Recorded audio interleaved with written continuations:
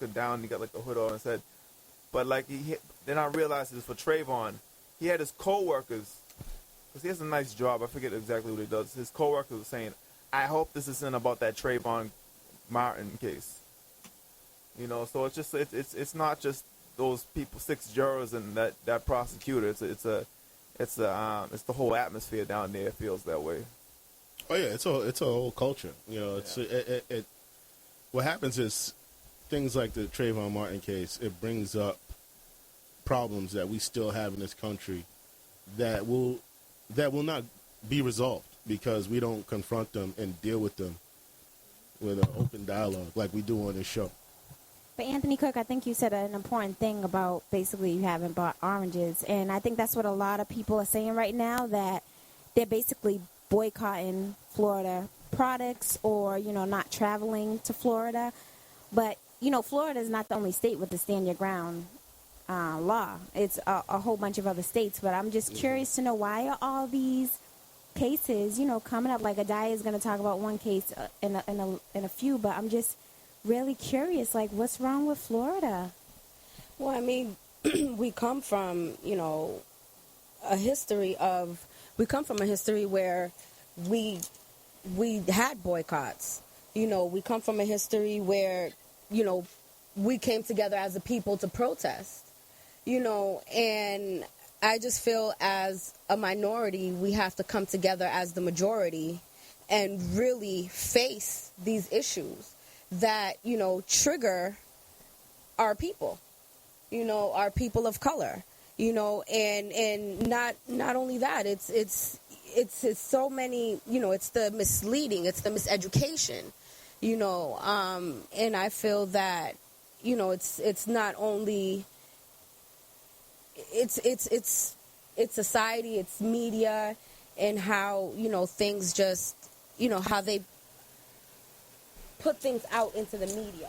And then it's you know, how us as parents, as educators, period, you know, to educate our youth as well, you know, and we have to place a voice and you know, just face these topics on and really make an issue of it in order for there to be change. Do you think we need new leaders?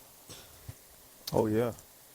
Yeah, Definitely. Anthony Cook, that's a very good point, because I do think having leaders, we no longer have the leaders of the past. No, we don't. no longer have the individuals that are willing to take a stand and say, you know, this is wrong. We have to make a movement. We have people who want to be in the front of the pulpit and portray leadership, but we don't actually have doers. We have talkers. And that's the biggest problem that I have here.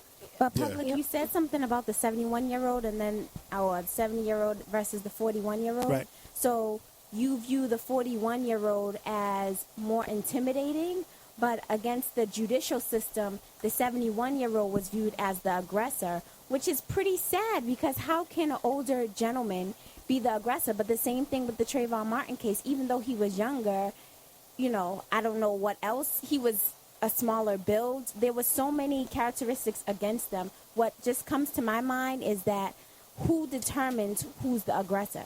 And it's just physical attributes that determines the aggressor, and not, or maybe, no, I don't even think it's physical attributes, because the aggressor can be smaller. The thing that determines the aggressor is, just emotion, you know? I just find it interesting about that case with the 71-year-old. Was that during the day that took place? It was during the day, yes. So I find it interesting, right, that the 71-year-old man, 5'7", not so big, a buck something, he shows his gun as he's walking up to the guy. So he's letting him know, look, I have a gun. You may not want to get into a fight with me. Well, that was in broad daylight. That was allegedly stated by the witnesses that were there. Yeah. So okay, either way, I mean, he's letting you know right off the bat. Yeah. During the daylight that, look, we're going to have a conversation, but before we get into this conversation, I'm letting you know that I'm carrying heat. You may not want to fight with me. Right. Makes sense, yeah. Trayvon didn't get that opportunity. I think about Trayvon is I wouldn't be surprised if Zimmerman shot him, knew that he just made a mistake and bashed his own head against that concrete. I never thought about that. Yeah, that's interesting. But, you know, prosecution should have thought of that. Yeah, but, you know, they didn't want to prosecute. But you know what? Let's continue on this. Here in Brandon, Mississippi, an ex-convict has pleaded guilty to manslaughter in killing a known white supremacist. Right?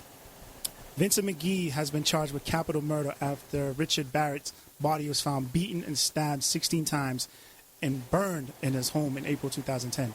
This 23-year-old black man admitted to a lesser charge of manslaughter on Thursday, along with arson and burglary. So he decided to, I don't know the ins and outs of the case, but he took a manslaughter plea. How do you feel about that? Because at the end of the day, you could have given Zimmerman, or the jury could have convicted Zimmerman of manslaughter. Yeah. They chose not to.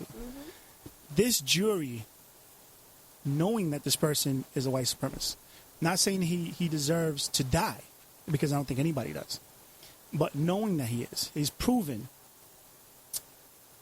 It was never brought up that it was self-defense. Never brought up. He broke into his house, yes, but it was never brought up that he acted in self-defense. Because there's a couple of cases, and the guy is going to talk about that too, where there's an individual who, and I'll let her speak on it. But when I look at that, I'm just looking at all these things that's happening. It's kind of crazy. There's another one too in Florida. Yeah. This is the South. Let's break down the South. In Port St. Joe, Florida, a man was arrested for shooting his neighbor in the face, admitting to the police with a strange excuse. You want to know what his excuse was? What? He's like, it was just that ninja. You know what I'm talking about. It was just a ninja. That's all it is. I don't want to say the other word, but you know what I'm talking about. Let me guess. He didn't get arrested. He did get arrested. Okay. Because he admitted to shooting the person in the face. It was a black man. And all the black man was saying to this white guy that, my children, please don't use that language in front of my children. And then when he got arrested, he told the police, all I did was shoot a ninja. I know who you're talking about. I heard that case too. Yeah, Walter Henry Butler, who's 59.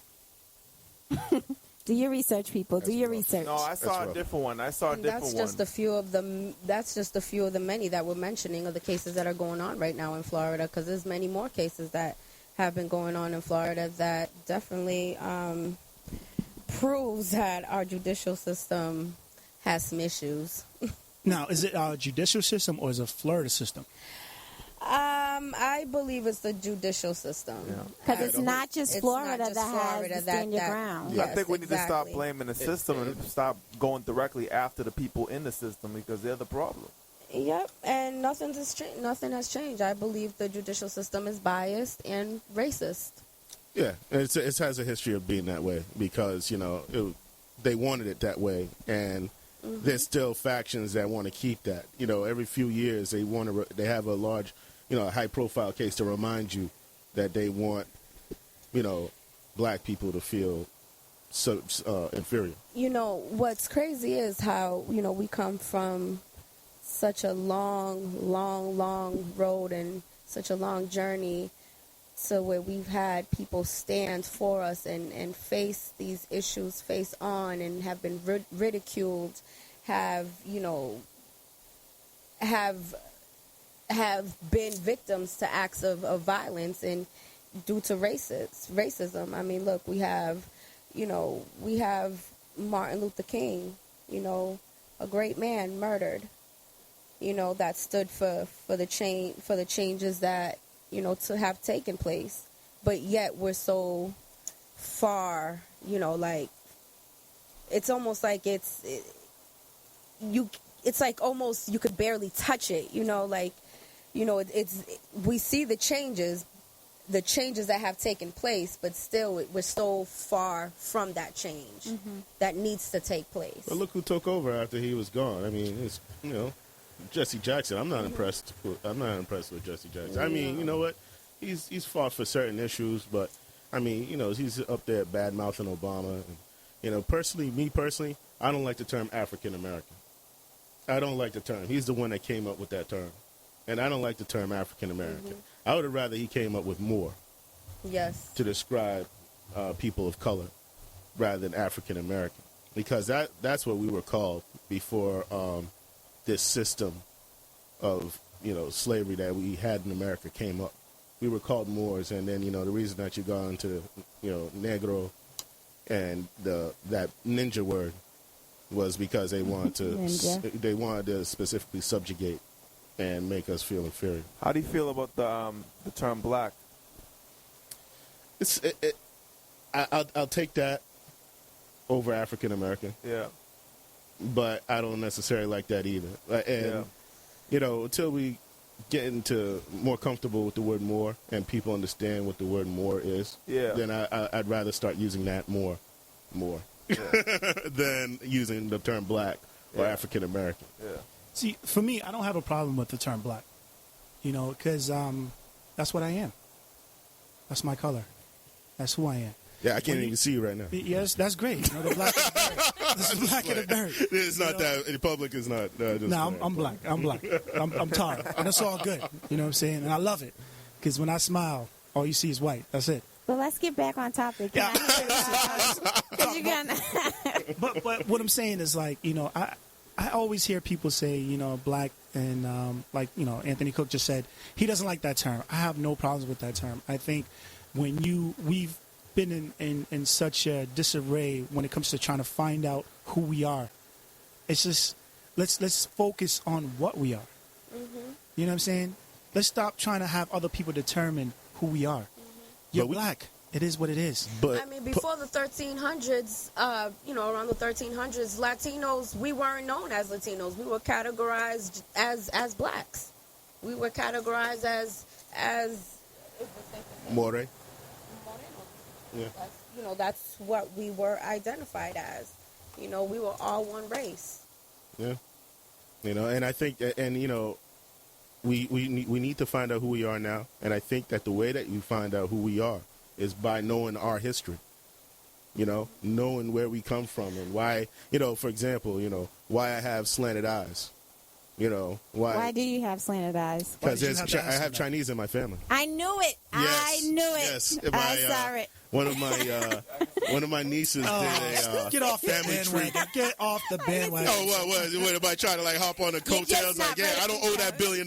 I'm not a part of that. China, you know what I'm saying? We're tight. We go back. Yeah, I see it. But let's get back on the stand your ground. I thought Adaya had a case she wanted. Oh yeah, she did. She did. Talk about the stand your ground and we have the Mike in front of you. Marissa Alexander. Mike in front of you. Oh, Marissa Alexander. I'm so sorry. So yes, we have Marissa Alexander. She was convicted 20 years for firing warning shots. She was actually she was actually convicted, I guess, after the Zimmerman case. It was. Yeah, I heard about this. Yeah. Yes. So what they're saying is that wait, she was convicted after? I thought the event happened a year ago. Did the conviction happen a year ago? The conviction did happen a year ago. Oh, well, what they're saying is that she claimed the stand your law ground. Mm-hmm. Stand your ground. Stand your ground. Yeah, stand your ground law. In defense against multiple counts of aggravated assault with a firearm, Alexander claimed she was protecting herself from an abusive husband, from her abusive husband. According to this, what I guess after she left, she went back. Yeah. So that's what. But he was in her house, wasn't he? No, she was in. She went to his house. Yes. Oh. Well, how are they married? And were they living separately? And because they were married, right? She had a restraining order. She had a restraining order. Well, what it states here is that she got into an argument with her husband after he left her with the phones, because I guess she had just had a baby. Okay. And she left. The baby was in the hospital. She came and had pictures of the baby on her phone.